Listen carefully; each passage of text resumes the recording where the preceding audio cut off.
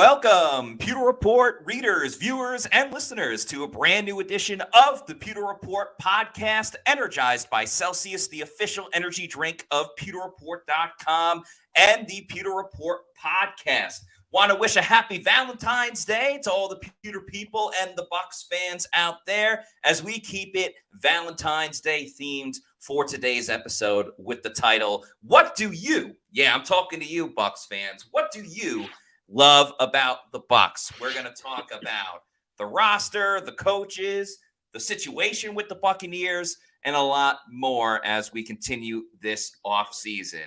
I'm your host, Matt Matera. Great to be back. I missed you, Pewter people. I was on a little bit of a vacation. I saw some people wondering where I was. I was out in Park City, Utah, hitting the slopes, doing some snowboarding. Very excited to be back, and even more excited to have on the show today. Reoccurring guest, he's been on before. Very happy to have him again. It is River Wells from Bucs Wire. Great guy to talk to and chop it up in the Bucs media room during the season. And we got him on the show today. River, thank you so much for joining us this afternoon. How's it going? Going pretty good. Always down to hang out with Pewter Report and you guys. You know, he did great work. So it's great to talk about the Bucs. And like you said, be it in the media room or here on the podcast, I'm always ready.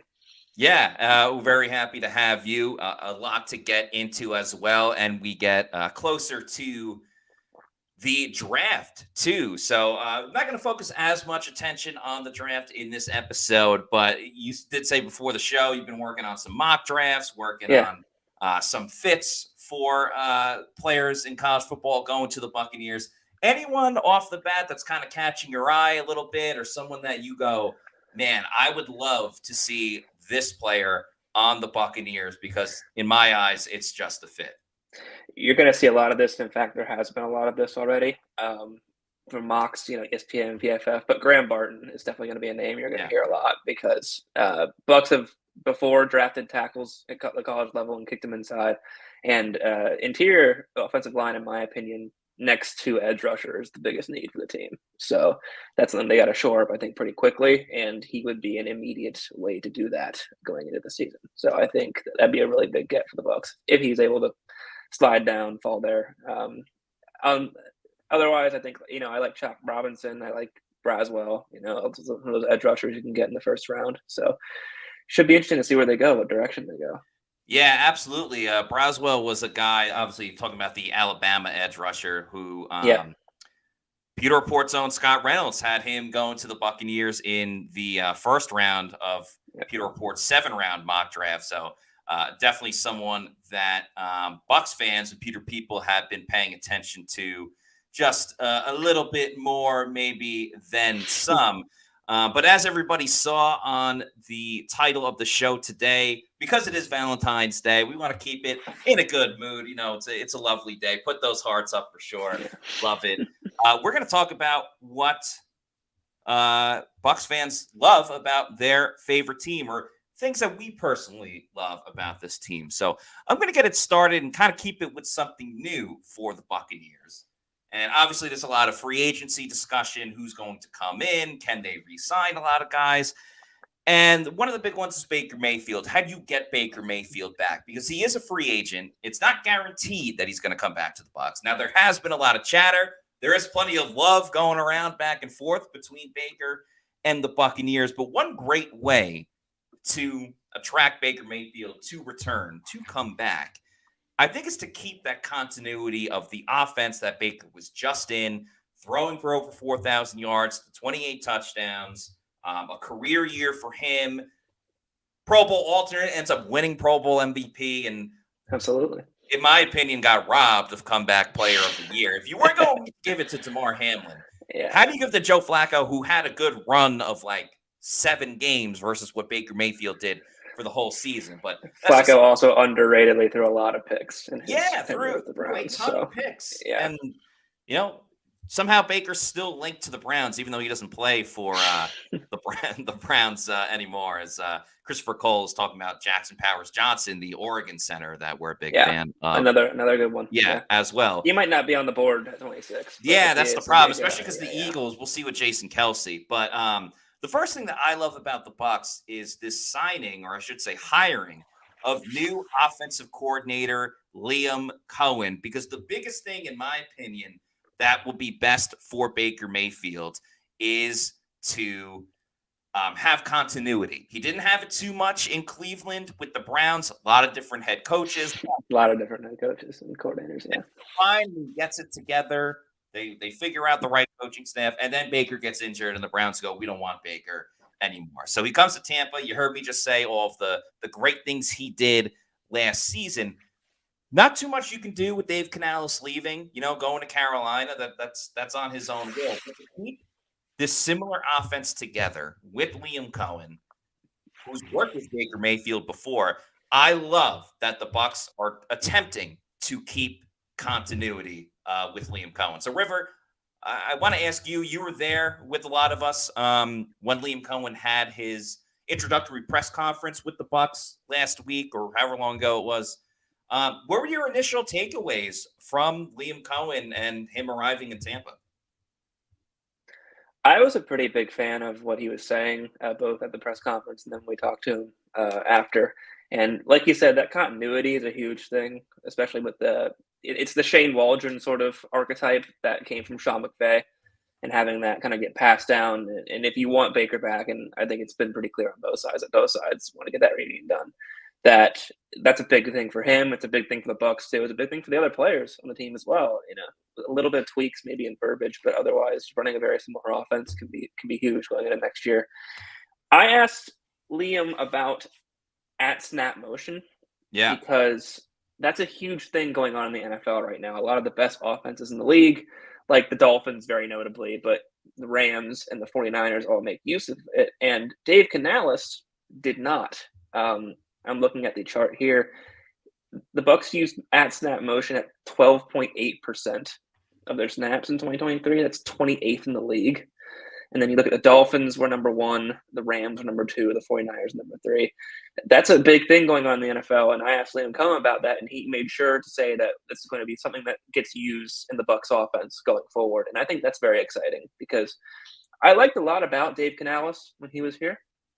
I think he had great play designs, but I think sometimes his personnel usage and his shot selection, being a first-year coordinator, of course, was a little bit suspect at times. But not only is Cohen, he's called plays before at Kentucky. He's been an offensive coordinator before, and working with Sean McVay like that and being under his system, you get a lot of the same system with a little bit more experience and stuff like that with the at snap motion, like I mentioned. That's a big aspect of the modern NFL moving forward, and I love that he was able to embrace that when we talked with each other, because the Rams used it 44% of the time, and there's this really cool article from JP Acosta with SB Nation that talked about how the Rams use that snap motion, being able to basically get some good angles and free up some players and get some good leverage. And if Cohen can bring that to the Bucs offense, I think that'd be huge going forward. So I am a pretty big fan of the hire, especially after talking.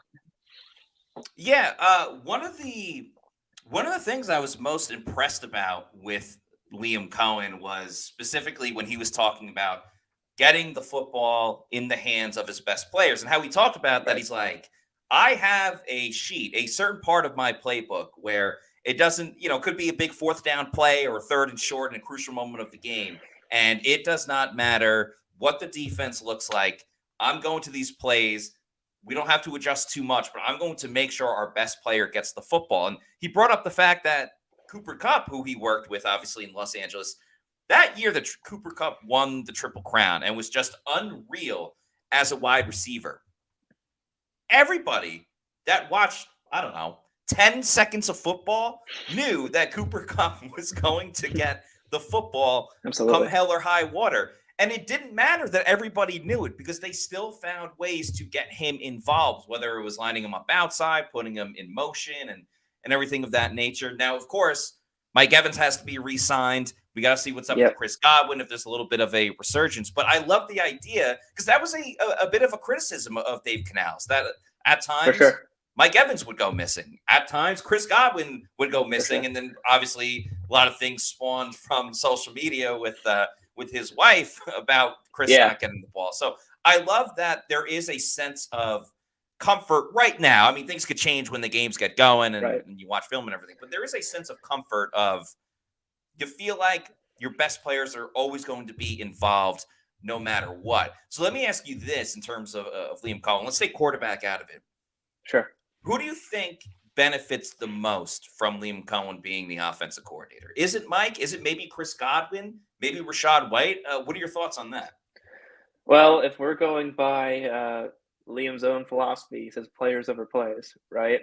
And talking about Chris Godwin, Godwin has shown a tendency over his career to be a very, very good receiver in many aspects of the game, be it slot work, be it, in clutch time, be it his hands, and B, he makes a lot of money right now for the Bucs. Yeah. So you want him to be involved in the game plan, and I think he wasn't quite involved enough perhaps in 2023 for both the amount of money he's getting and for the skill set he's shown.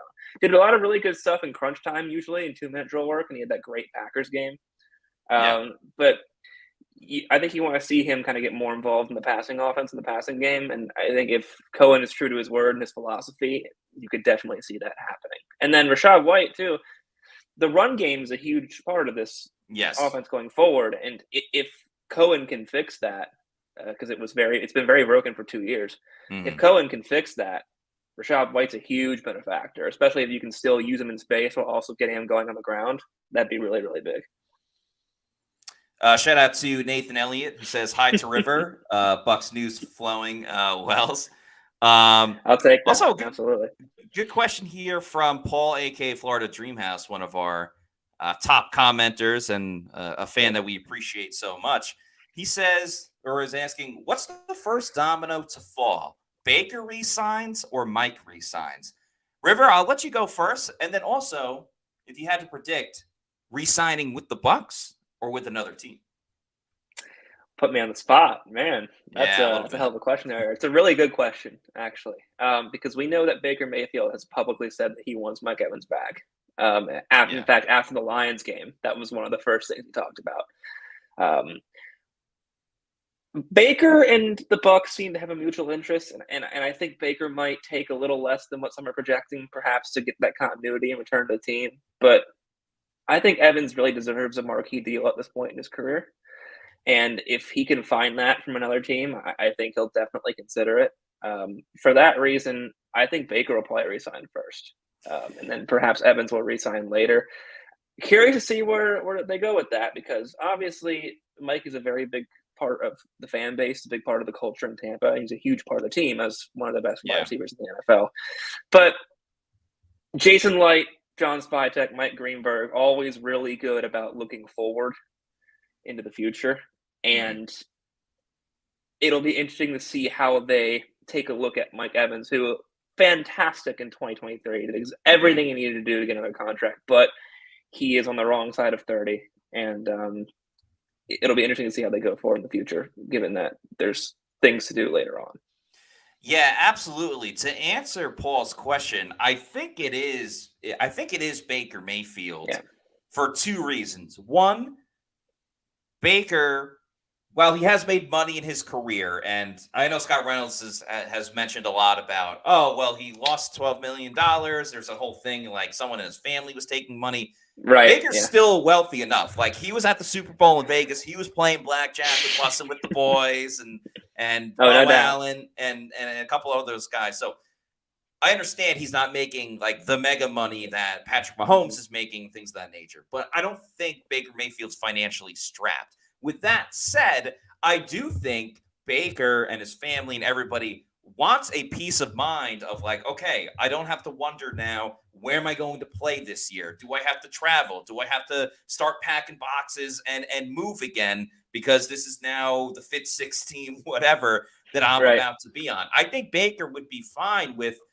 getting money that he feels that he deserves, but not necessarily like, nope, I'm going to hold out and wait and make you guys wait until the last minute of the final hour before, whatever comes next. So I think Baker, if he's like, you know what, they want to give me $30 million, fine, I'm back. I still got Chris Godwin. I still got Rashad White and things of that nature. I think that's important. 30 would be fantastic. That'd be fantastic. I don't know if it's going to quite be as low as 30. But all right, well, let me ask you this then, and then I'll get my thoughts on Mike Evans, and I'll say something I love about Mike Evans as well. But for Baker, here's the thing. Everyone wants to compare Baker to the Geno Smith contract. Right. Understandably so. There's a lot of similarities of reviving your career and things of that nature. But you can look at the Geno Smith thing in one aspect of it, but can you also look at, and I get it, he's not as well established, Baker, at this point. But, like, look at the contract that the Giants gave Daniel Jones for the production that Daniel Jones had at the time up until this season when he got injured. And let's face it, the Giants weren't playing well even when Daniel Jones was healthy. If you're Baker Mayfield's agent, don't you say, okay, yeah, the Geno Smith thing is all right, but look at that Daniel Jones money. I want the Daniel Jones money for my client. 100%. I think that's going to be frequently mentioned in these conversations. I'm sure perhaps already has. I think if you're the Bucs, Daniel Jones might be a little bit too much, and I think if you're Baker Mayfield, Geno Smith might be a little bit too little. So it's definitely going to have to come in between there, because if you get Baker back and then you bring Evans back, and then let's say you franchise tag Antoine Jr. Yep, this is a huge percentage of your cap that you have on those three players at that point. Mm-hmm. So you really have to think about, not only for 2024, but for the future, how that's going to go. And of course, Mayfield played very, very good last year. I was a big fan of what he did with the Bucs. And I think if he can continue that level of play, he's absolutely worth a long-term contract. But that's something to think about as well, going forward too. So I think they'll probably meet somewhere in the middle there. And I think Mayfield has already said, I'm willing to make a few sacrifices to get some key pieces back. And again, we talked about that continuity. So I think it's going to be somewhere in between those two contracts. 40 a year is a little much, I think. 30 a year is maybe a little, because Baker's 28 years old, right? Yeah. So still a young guy. And if he can play like he did last year consistently, I mean, that's in this league, pretty damn good quarterback play for a long time, especially at that age. So I think they'll probably be in the middle there. Yeah. Absolutely. And a huge shout out needs to go out to Dan Patrick of course, the Dan Patrick Show, because Baker went on his show during the Super Bowl week. And in my opinion, Dan Patrick's one of the best interviewers, of the last 20 to 30 years. And I don't know if it's because of his status now or whatever it is, but he seems to always just get the best out of whoever he's interviewing. And I thought Baker had a lot of great and thoughtful answers and thought-provoking answers as well. Before I talk about Mike, and I promise I will get to Mike, but, Baker Mayfield moves the needle as well. I asked Scott Reynolds last week, but I'm curious to get your opinion about it as well, River. Yeah. The amount of money per year on a hopeful future contract for Baker Mayfield. I know we already talked about fluctuating anywhere from $20 million to $40 million, maybe meet in the middle at $30 million. If you're a Bucs fan and you get the same, let's just say like similar amount of production from Baker next season. Yeah. Are you fine with $30 million per year, or do you think it needs to be a little bit less for the production that Baker provided the Bucs this season? I think for the production that Baker provided for the Bucs this season, somewhere around 30 is probably fine. We're talking 28 touchdowns to 10 picks, over 4,000 yards passing, and then he went 6-3 in the playoffs, I believe, 6 touchdowns, 3 picks. So yeah, that's pretty damn good, all things considered.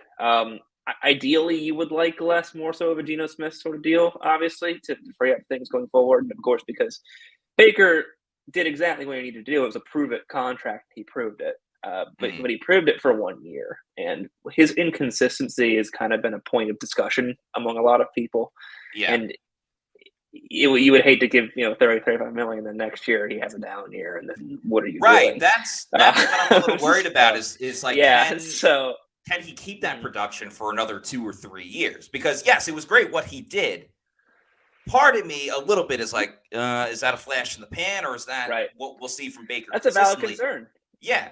That's a valid concern. So, and I think Jason Light's thinking about that. I think the Bucs are thinking about that. So I think Baker deserves to be paid for what he did. I was very impressed with what he did. Mm-hmm. He played good football. and he way over. He was making what, $4 million base last year, and then made a little bit more of Yeah, incentives. I mean the Way Bucs over delivered on that. I mean, unbelievably. So there's the a fit Bucs there. for what Baker they likes him. paid for. Yeah, for what they paid for Baker Mayfield, I mean that was an absolute steal. There's no other way to go For around it sure. other than it was Look a at what Derek steal Carr for was the doing with Buccaneers. New Orleans. And that's the other side of it is the Yeah. whole NFC South division. You look at the quarterback play and the money that was paid to Carr as well. I mean, if you're a Bucs fan, you got to be laughing at that. Shout out to Long Lost Glazer, who says anything over $25 million for Baker is bad roster construction.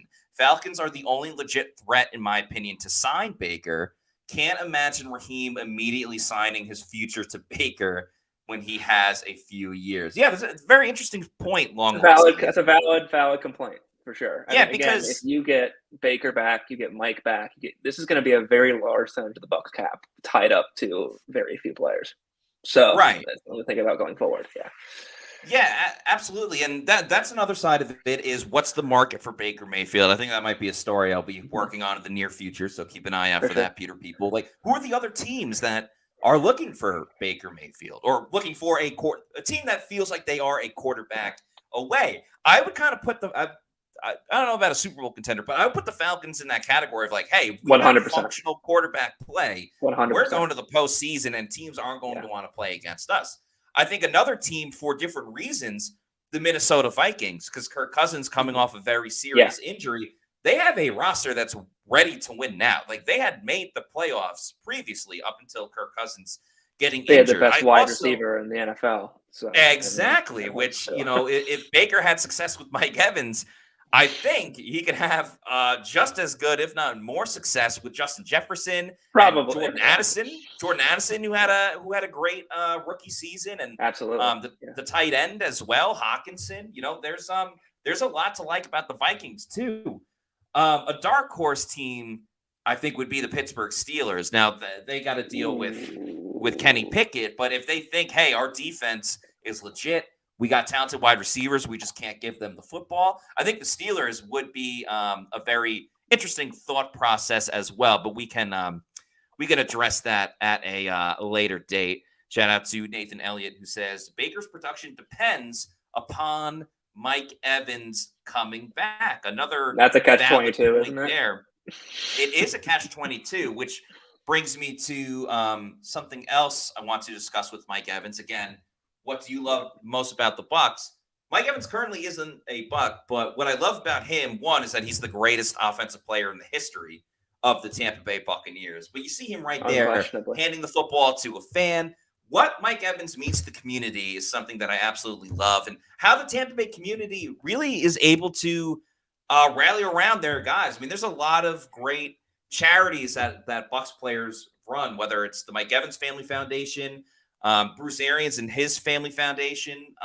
They got an event coming up in March, which you can get more info about that on pewterreport.com. Chris Godwin's got one. Antoine Winfield Jr. was just the Bucs nominee for Walter Payton Man of the Year. Yep. So I love what Mike Evans has meant to the community, even if he doesn't come back this season. He's such an important figurehead for more than just football and the NFL. And he's a freaking awesome player as well. So to bring this full circle, going back to the contracts with Baker and Mike and everything like that, I think Baker's going to sign first for all the reasons that we just talked about. Yeah. Mike, I think there's another element to this where Mike has already made the big money with big contracts. I understand he wants another big contract, and he is very deserving of it, as we just talked 100%, about. Yeah. The stats he's had, tied the NFL in touchdowns this year. But Mike, I think, has more flexibility and leeway to say, I'm going to wait until the very last second. I'm going to listen to every single offer I have. Because every year there are teams that stupidly overpay for a guy that isn't even near the level of Mike Evans. I mean, I think free agency, baby. That's free agency. I mean, beauty's in the eye of the beholder, right? So, yeah. I mean, I look at, and maybe because I pay attention to this team a little bit more than others, but I look at the Jets and the contract they gave to Alan Lazard, and I get it because Aaron Rodgers was there. immediately Right. as Lazard got that contract, I'm going, ooh, this does not look good. This is not something that I would that I would sign up for. You were Um, right. Yeah. and I was right. He was terrible for the Jets. But that's not the only example. I mean, year after year, there's always a guy that gets overpaid or teams throw way too much money at. Mike Evans is a guy that I think teams should overpay for to make sure that you have Mike Evans. And I'm not crazy sure about every single salary cap situation for every team. But I mean, a team such as the Houston Texans that just made noise this year. I Mike think Evans that's is the a big one Texas to guy. watch for sure. CJ Stroud. I mean, why wouldn't Mike Evans want to play with CJ Stroud? You know he's going to be there for the next decade. I don't think Mike's playing for the next decade, but never say never. I mean, you got two really good receivers right there with Nico Collins and Tank Dell. You throw in Mike Evans, who's a solidified, bona fide number one wide receiver. That is a scary thought of just an offense to deal with, and even scarier, Mike Evans leaving the Buccaneers. But I think Mike is smart enough to say, all right, I'm going to listen to a bunch of different offers and then see what Tampa Bay can do. And if the Bucs want to match, then I'm coming back to Tampa. Yeah, I think Mike Evans would be a fool not to listen to free agent offers, especially given the caliber of receiver he is. And the bottom line in my eyes is two things can be true. One, I think Mike Evans loves it here in Tampa Bay. I think he loves the Bucs community. I think he loves, the fans. I think he loves his experience in the organization. And two, he loves money. I mean, that's how it goes. And if it comes down to it, that the Bucs give him a reasonable offer for his age and maybe a little bit less than market value to come stay with that, with the Bucs where he's been, and the Texans come in and just blow it out of the water, then he's going to be a Houston Texan, I think. That being said, I'm fairly confident the Bucs can get this deal done on both sides. And whether or not it's a good idea or not is an entirely different discussion given the future of the salary cap and Evans' age and whatnot. But I think Evans means a lot to the Tampa Bay community. Like you said, he means a ton to the fans. I've been on Twitter. I've been on Reddit, and there's so many Bucs fans that have said, just give him a blank check. I don't care if we're bad. I just want Mike to retire a Buc.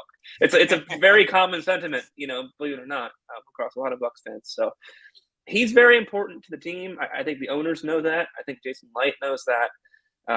So I have a feeling that the Bucs are going to put in a pretty big effort to get him back. But again, when it comes to free agency, and like you mentioned, how much money some other teams have, it may not be the last word for Tampa Bay. It might be whoever might just decide to come in and throw him a comically large bag. At that point, there's not much you can do. So we'll see where it goes. But if you were to ask me right now, I'd say it's pretty trending in the right direction for Mike Evans to come back to the Bucs, but it's not a sure thing by any means, I don't think. Because, Mike's a Texas guy. He'd love to come back and play for Houston. And there's some other playoff contenders who he could slot into and they'd be good right away. So we'll see where it goes. It's one of the more interesting things, I think, to do with the long-term future of the team and the salary cap. Yeah. Pewter Report alumni and currently with Pro Football Focus, Trevor Sikkema likes to say, Absolutely. Mike, parentheses, Buccaneer for life, Evans. So, yeah. I know he wants to see that. I think a lot of Bucs fans are confident that Mike will be back. And there's a sentimental part to it for Jason Light. It was his first ever draft 100%. pick. Typically, and I'll talk about Jason Light a little bit later on the show. Typically, if Jason and the front office want a guy or want to re-sign a guy more specifically, they tend to get it done. When it comes to energy drinks, though, I'm confident that the best energy drink around is Celsius Energy Drinks, which is the official energy drink of the Pewter Report podcast and, of course, pewterreport.com. Their newest line of energy drinks out there is the Celsius Essentials. We were having them the whole time when we were in Mobile, Alabama for the Senior Bowl. We'll continue to crush them as we go to Indianapolis for the Combine, which is coming up in a couple of weeks. Check out the Blue Crush flavor. The Dragonberry is awesome as well. There are 270 milligrams of caffeine in Celsius Essentials, but no sugar at all whatsoever. It is the ultimate energy drink by Celsius. that is formulated to help the fitness enthusiasts looking to elevate their performance, and it supports your physical and cognitive performances as well. Celsius Essentials are available at 7-Eleven nationwide, 7-Elevens, I should say. You get Seven's 11. Yeah, Seven's 11. Ocean's 11. You get the 3-flavor variety pack over at Walmart. They're rolling out to nationwide retailers very soon, and sooner rather than later, they're coming to Amazon where you can order them online. So whether it's the new Celsius Essentials, whether it's some of the OG flavors of Celsius, the sparkling orange, sparkling watermelon, what do I got over there? The cucumber lime, the Arctic vibe is my personal favorite. If you need to know where to find a Celsius energy drink, head on over to the Celsius store locator on their website. Punch in your address, and it'll tell you the closest geographical location where you can pick one up. Doesn't matter if you're in Tampa, if you're in Texas, if you're in Mobile or Indy, it'll hook you up with the spot. Maybe you can pick one up at your local Walmart, Target, health and fitness store, or if you're lucky enough, could be your bodega.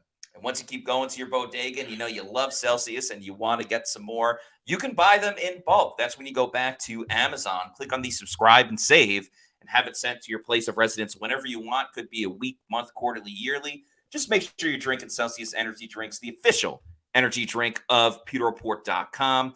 Make Celsius your number one pick. Saw a super chat before, and if you know our rule, if you super chat us, we make sure we get to it ASAP. Thank you to Emily Compa for the $9.99 super chat, who says, "Hi everyone. Really hate this downtime. There's no telling who is staying and who is going as of yet. I can't imagine Baker leaving if Mike Evans stays. I think we met expectations plus some this last season." Emily, thank you for the comment and the super chat. I wouldn't even say that they met expectations. I would say the Buccaneers exceeded expectations. They shattered. I'll put my hand up. My hand up here. I had them winning 6 games. Really? Okay, so you had the under. Prediction. You had the under on the 6.5. Right, and I mean, they won a playoff game. They hung with the Lions, who were a great team in the playoffs. Completely shattered expectations, I think, especially with that run at the end of the season, where that win streak they had. So, yeah, and that's the appeal of Baker Mayfield going into this next season.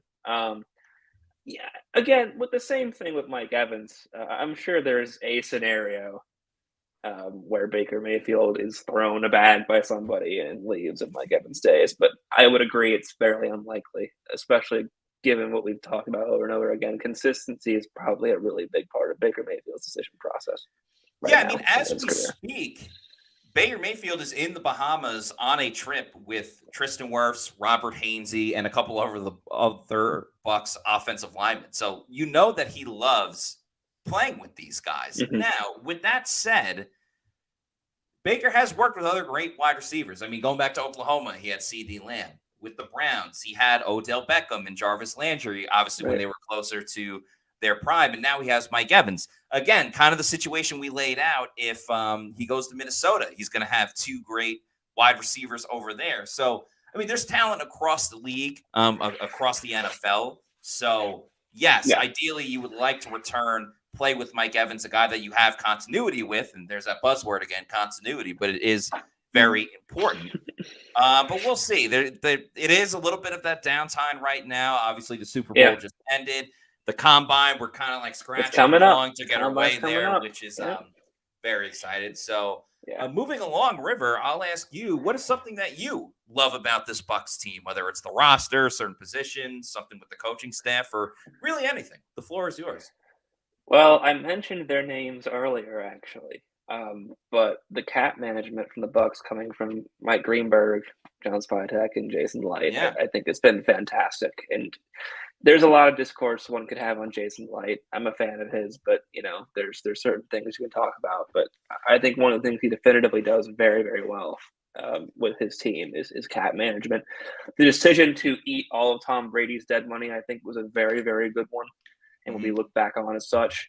And no matter how you look at the Baker Mayfield and Mike Evans and Anton Winfield Jr. and Lamar David sort of saga and free agency coming up, these guys have done such great work in keeping the Bucs under the cap and competitive and managing it for the long term. So I would be shocked if they displayed some sort of ineptitude going forward with how they manage the roster coming up, given their previous success. So I think they're a huge reason why the Bucs have been able to be competitive for the past few years after not being for a while. And I think if you're a Bucs fan and knowing that Spytek gets interviews, Greenberg gets interviews with GM, and they continue to come back and stay every year, is a huge, huge boon for the Tampa Bay Buccaneers. So I definitely love that aspect of their organization. Yeah, I think that's a terrific point, River, for a couple of reasons. One, a huge shout out to Spytek, who's big with the player development and finding these players, and Greenberg, who's an absolute cap wizard. Of course, it all starts with Jason Light. I'll kind of expand upon that. I love that year in and year out, they are able to essentially switch gears, change the motive, and adapt to really any situation. Because to your point, they went full throttle. They didn't half-ass it. They said, we're going to eat the rest of the Tom Brady credit card. We're going to pay the rest of that tax and move forward. And what did they do? They signed Baker Mayfield, but they still kept the team around them competitive. I mean, Baker played better than Tom Brady in his last year with the Buccaneers. The Bucs went further with Baker Mayfield this year than they did the year before with Tom Brady. But then even the years before, first of all, they've been able to develop a lot of players as well. I don't want to hear the negativity about, this pick didn't work out, JTS isn't working out, because they still drafted Tristan Wirfs and Antoine Winfield Jr. in the same draft class. Rachaad White looks like he could be a big thing. Kalijah Kancey and Yaya Diaby, which we'll put a pin on that one, we'll get to in just a moment. But overall, I think the development of their players has been great. Then you look at some of the other crazier situations that they were in. I mean, after the 2021 season, yes, Tom Brady came back, and that was really important. But let's also remember, Ryan Jensen got hurt on the second day of training camp, so they needed a new center. And Ali Marpet, even before that, abruptly retired, so they need to replace him. And they brought in Shaq Mason because Alex Kappa left in free agency. Cincinnati, to the Cincinnati Bengals. So they had to completely reshape their offensive line in a matter of moments because of some of the other surprising things that went on. I mean, you never think, I get it, football's a physical game. You don't think your center, your stud center, Pro Bowl center, is going to get injured on the second day of training camp. And then, I mean, his career's done. He just retired a couple of weeks ago. I think overcoming that was really important. And then another thing, and this is going back a couple of years, after they won the Super Bowl in 2020, if a lot of Bucs fans remember, there was so many guys they had to re-sign. They had to re-sign Chris Godwin and Levante David and a couple other defensive guys and a couple of other offensive guys as well. And Dominican Sue got them all back in the mix too. Got every single player back. You know how difficult that is to do? And people still want to get on Jason's case for like Jordan Whitehead should have re-signed.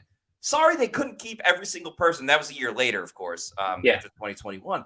But they were able to bring back every single person. That is so difficult to do after you win a Super Bowl, and Jason Light was able to do that. He was able to attract Bruce Arians to come to Tampa. He was able to attract Tom Brady to come to Tampa, and he's kept his team competitive even in the post-Brady era, and I think that deserves a huge tip of the cap. I don't have one, but that was just pure luck that I got the hat next to me on the laptop. Of course. Let's go into someone I just spoke about a moment ago. This is another thing that I love is the future of the Buccaneers, and it has to do with Jason Light a little bit because he drafted these guys. But the core nucleus on the defensive side of the football with Kalijah Kancey at defensive tackle, and we like to say it this way on the Peter Report podcast, Yaya Diaby on the outside.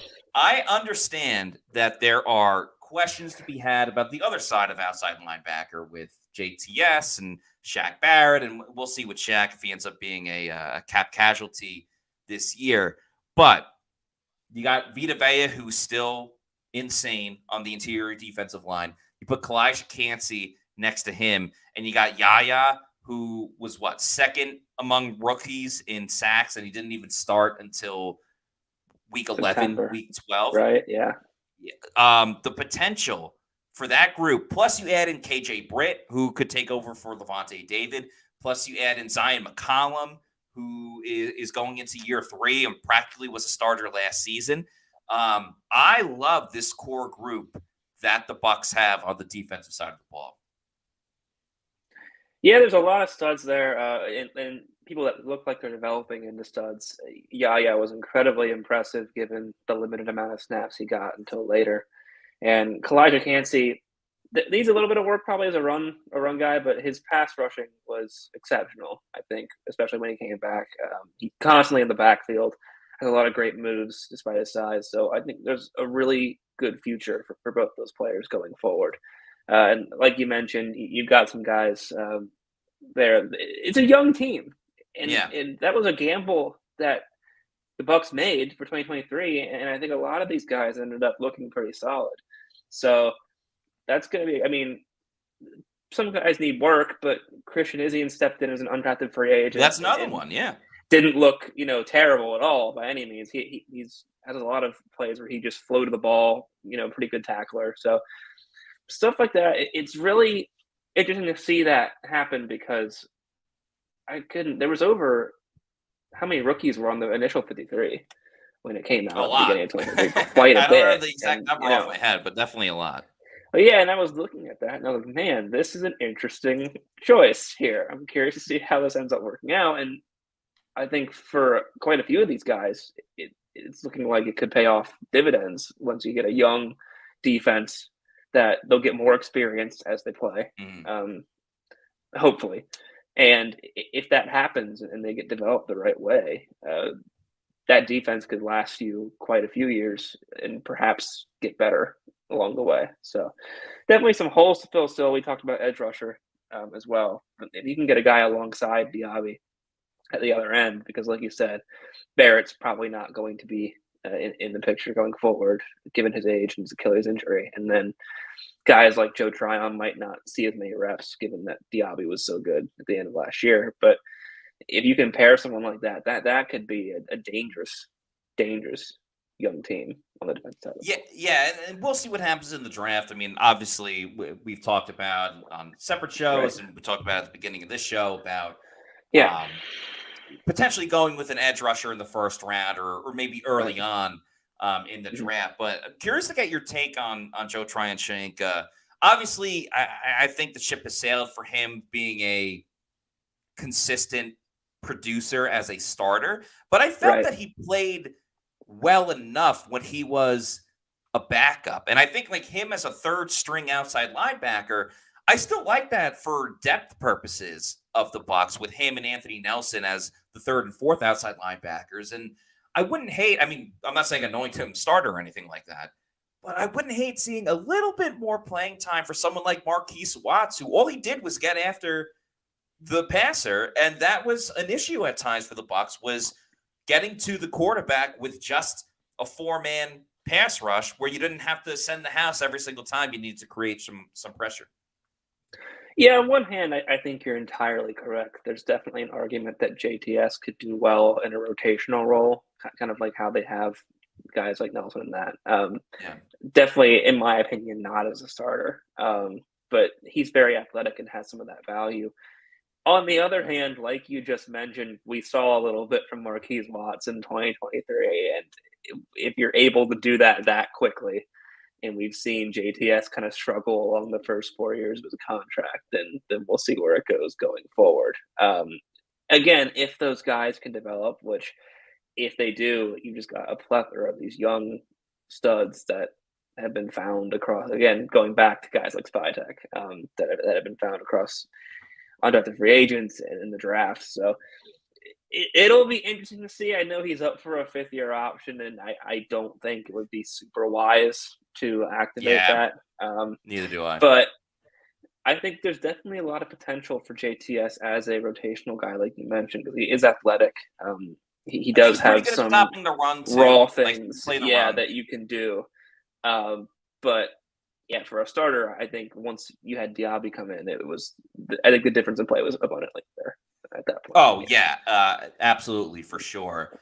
By the way, love that we got fans chiming in with what they love about their Buccaneers. Of JP course, says, in the love spirit, that, yeah. that we have a good core of young players on both sides of the ball. That's very true. You can look at the offense as well. Rashad White still pretty young going into year 3. Cade Otton also year 3. Cody Mauch as a rookie. I mean, Cody Mauch was, as a starting guard, was much further ahead as a rookie than Luke Edeke was as a rookie last season. And we all saw the steps and the trajectory that Gedeke took this Right. season, moving over to right tackle. So obviously Mount will stay on the interior, maybe move to Well, center. We'll see.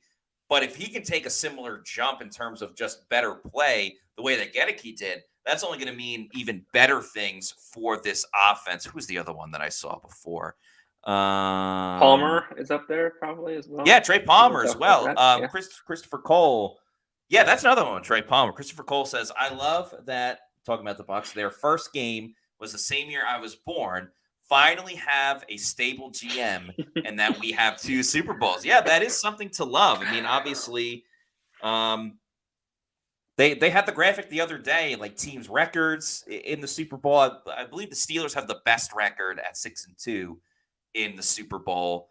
The Bucs are undefeated, going 2-0, and there are some One teams of that 4 have never, teams. yeah, 1 of 4 teams. Who are the others? It's the Bucs, The Ravens, Ravens. the Ravens, and unfortunately the Saints are Yes. the other team in that mix. But I like the word that For Christopher those used. at home, for the math, that's 1 less than the Tampa Bay Buccaneers. Yes, Yeah, that is. Saints, That's excellent math, and not Plant City yeah, math absolutely. for those on this one. But yeah, I think the stability is very important. When you're buying a home as well, you want stability with the people that you're working with, because the home buying experience is one of the most important things that you'll go through in your life. And you want to be working with someone that you can get along with, that's on the same page as you, and doesn't hurt either that they are a huge Bucs fan. I'm talking about Eric Gross and the Eric Gross Group. It takes a full team effort to win a football game, and it takes a full team effort to win in real estate. The Eric Gross Group has done hundreds of transactions in this crazy real estate market and has experience in all types of situations. Eric is an avid Pewter Report reader and a Tampa native whose father was stationed at MacDill Air Force Base. He and his team have the market knowledge, top-notch communication, and commitment to excellent service that sets them apart. With their strong team of vendors and a network of over 85,000 agents, the Eric Gross Group will turn your dream of buying or selling a home into a reality. Their clients are not just transactions, they are lifelong friendships. Don't let the stress of buying or selling a home keep you out of the game. Let the Eric Gross Group take the pressure off. Find them on Facebook and Instagram at the Eric Gross Group. Check out their website at housesinfla.com or give them a call at 513-907-4271. That's housesinfla.com, and their number one more time is 513-907-4271. No matter where you are in your home ownership journey, you'll feel welcome with the Eric Gross Group, the official realtor of Pewter Report and the Pewter Report podcast. Eric's been on the show a couple of times. Hopefully we can get him on again back soon, because he knows his stuff when it comes to the Buccaneers. We got another super chat to get to. Thank to Paul Bowen for the $1.99 super chat, who says, big question coming up, Baker or Michael Penix Jr.? River, I'll have you go first. I am not Michael Penix Jr.'s biggest fan. I think given his injury history in college, which is, quite frankly, if you break it down, unbelievable. And he definitely has a lot of very natural arm talent that we saw displayed. He struggled in that championship game pretty mightily. And I always am very wary, personally, of players that have played in college for a long time, because that usually comes with a lot of experience. And the question often becomes, are you truly really good at football, or have you just been in college for 5 years and have an upper hand on these sophomores and freshmen? That goes for Bo Nix. That goes for guys like Michael Penix, who have, not to say that it's never worked out, Yeah. but it's just something that I have always been a little weary on when it comes to NFL prospects, because it's usually if you have guys that are really, really good by freshman or sophomore or junior year, then you can go, oh, they've competed very well at these levels. I mean, Joe Burrow's a guy as a senior that came out and ended up being really good in the NFL. But I'm Right. always older college prospects like that, like Penix, like Knicks. I'm a little wary on for that reason. Yeah, I respect the point for sure. And I think with Burrow, too, like he never got playing time at Ohio State. So Right. that's why There's he that as well. transferred, where Penix had playing time. I love the idea of Penix to Tampa. You know, he's a Tampa guy. He gives shout outs to Tampa when he's on camera and things like that.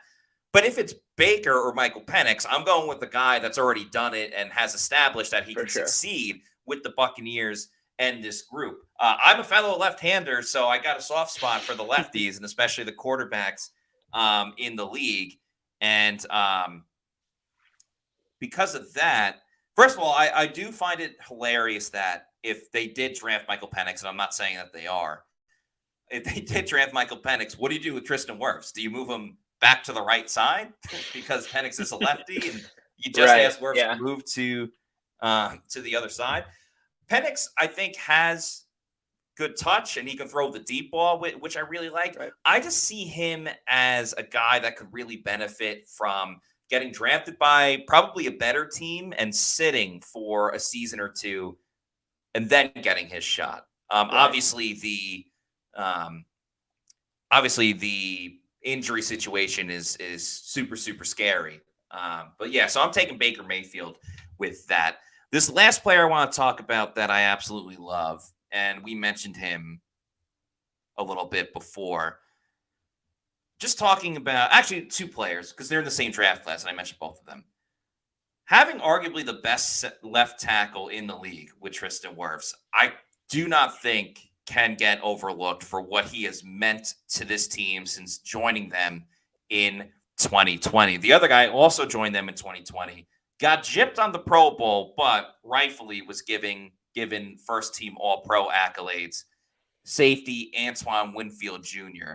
In my opinion, don't get me wrong, I love Mike, I love Chris, a lot of guys on this team. I don't know where the Bucs would be without Tristan Wirfs and Antoine Winfield Jr. So I love that they are a part of Tampa Bay. They are cornerstones. They are Mount Rushmore of the current roster. I'm not going to say of all time, but this duo is going to go down as one of the best draft classes in the history of the Buccaneers. Well, you're talking to the president of the Antoine Winfield Jr. fan club, so I can.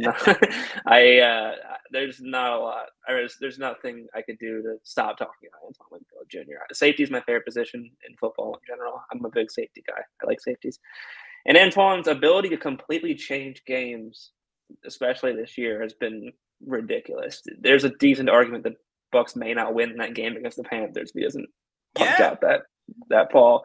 He did against the Falcons as well. He has such a nose for turnovers and takeaways.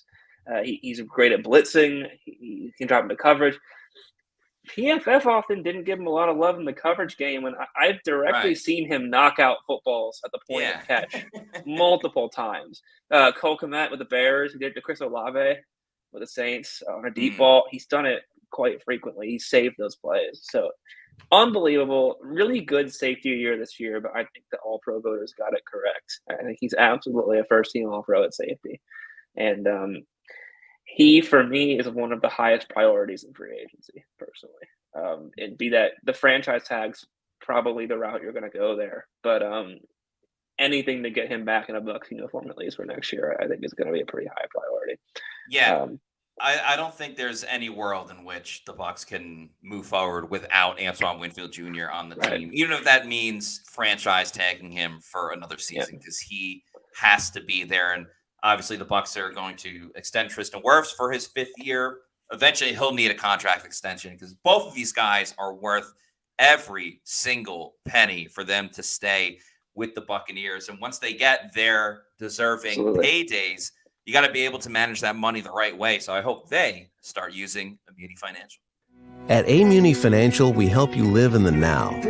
Congratulations. We're so happy for you. Thank you. And even though the now may feel very different, you still need to plan for the future. How's retirement treating you? Oh, just fantastic. I know I say it all the time, but you really got to come up to Colorado. Let's do it. All right. Yeah. We can help you develop that plan to keep you on track, so you can still prepare for tomorrow, today. Amuni Financial. Plan ahead, stay ahead. That's right. Immunity Financial has proudly been serving clients across the country since 1980. They can help you with a number of different things, from advisory services to investment banking, annuities, and sales and trading. If you want to set up a college account for your child, if they want to pursue going to college, you can do that as well. So give Immunity Financial a call. Get a free consultation. It's absolutely free, so you got nothing to lose by doing it. And the cool thing is, you heard Colorado in there. They have offices all across the country. So you can be in Tampa, you can be in Nebraska if you want to, East Coast, West Coast, doesn't matter. They got spots all over. So check out Immunity Financial and get a free consultation with them. Please support our friends over at Immunity Financial. All right, River, appreciate you being on the show today. Please let always everybody know, a lot of fun. Yeah, please let everybody know where they can find you on social media. I'll throw it up on here as well. And anything you got coming up with your work over at Bucswire? Well, that bottom ticker there takes care of a lot of it. You can find me on Twitter at RiverHMost, where I do most of my live tweeting. When I'm at the facility, I'll be filming, media days, locker room, stuff like that.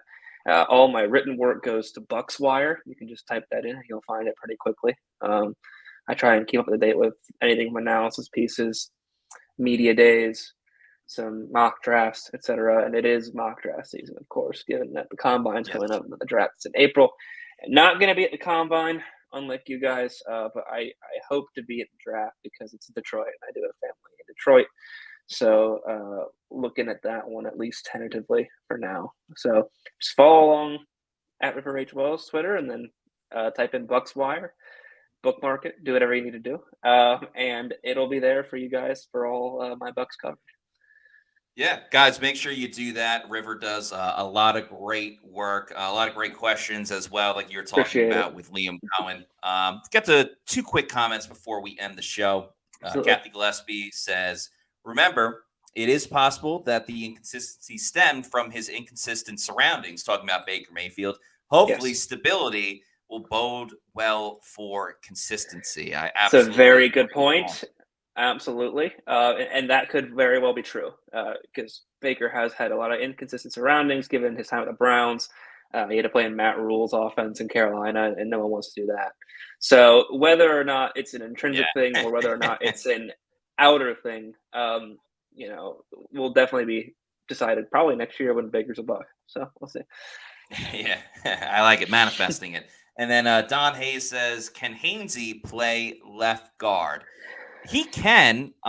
He was kind of thrown into that center situation because they didn't really have too many other options. I like Hainsey as a backup center. Like, I think that's really good depth with him as a backup. And there's talks about Cody Mauch potentially moving to center, but then you draft another guard and you do the rookie guard thing for the third season in a row. So, I think Hainsey has a spot on this team. I just don't necessarily perhaps need him. Not as a starter.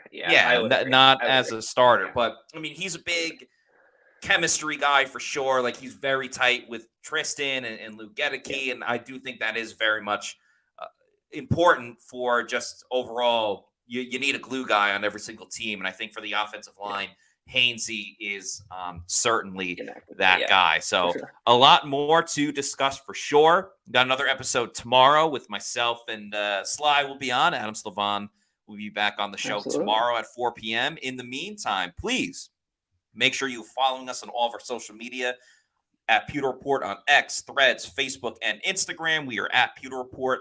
And, of course, all of our content you can find at Pewter Report TV. We got the podcast, different clips, things from the Bucs facility during the season, but we'll have a lot more stuff coming up as well with the combine and everything else that is coming up soon. So that's going to do it for us. Real quick, there was some unfortunate news that just came out at the Kansas City Chiefs parade. There was a shooting. I think 10 people got shot. Unfortunately, one person passed away. So sending our thoughts and prayers to everyone over at the parade in Kansas City. There's no reason for that senseless act of violence. So just wanted to mention that we're thinking of everybody over there. Yeah. But that's going to do it for us. Hope everybody has a great rest of their Valentine's Day. For River Wells, I'm Matt Matera saying thanks everybody for watching, and we'll see you tomorrow for another edition of the Pewter Report podcast. Out.